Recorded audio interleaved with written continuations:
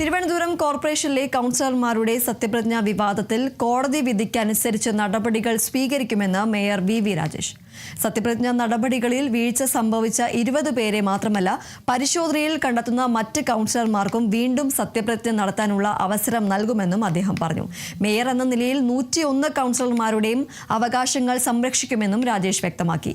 LDF രാഷ്ട്രീയ ലക്ഷ്യത്തോടെ case നൽകിയതെന്നും അതിനാൽ 20 പേരെ മാത്രം തിരഞ്ഞുപിടിച്ച വിഷയമാക്കിയെന്നും വി രാജേഷ് ആരോപിച്ചു. ബഹുമാനപ്പെട്ട ഹൈക്കോടതിയുടെ വിധി പൂർണ്ണമായും അംഗീകരിച്ചുകൊണ്ട് ഒരിക്കൽ കൂടി അവർ സത്യപ്രതിജ്ഞ ചെയ്യണം എന്നുള്ള നിലപാടാണ് ഹൈക്കോടതി സ്വീകരിച്ചിരിക്കുന്നത്. അത് അക്ഷരം പ്രതി അനുസരിച്ചുകൊണ്ട് അംഗീകരിച്ചുകൊണ്ട് ഭരണസമിതി ശക്തമായിട്ട് മുന്നോട്ട് പോകും. ഞങ്ങൾ ഹൈക്കോടതി ഉത്തരവിനെ പൂർണ്ണമായിട്ടും അംഗീകരിക്കുന്നു, അനുസരിക്കുന്നു. ഈ ബഹുമാനപ്പെട്ട ഹൈക്കോടതി മുമ്പാകെ റെസ്പോണ്ടൻസ് ആയിട്ട് പോയ വന്ന കൗൺസിലർമാരുടെ പേരുകളല്ലാതെ മറ്റ് ചിലർ കൂടി ചില ദൈവങ്ങളുടെ പേരിൽ സത്യപ്രതിജ്ഞ ചെയ്തിട്ടുണ്ട്.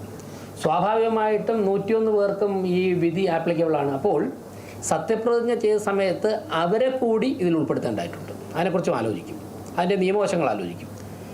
അതെല്ലാം റെക്കോർഡ് ചെയ്തിട്ടുണ്ട്. അതോടൊപ്പം തന്നെ മിനിറ്റ്സിലുണ്ട്, കേസ് പാർട്ടിലൊക്കെ ഉണ്ട്. അപ്പോൾ അല്ലെങ്കിൽ പിന്നെ അവരുടെ അസ്വാദം ഈ വിധി വരുമ്പോൾ 101 പേർക്കും ബാധകമാണല്ലോ.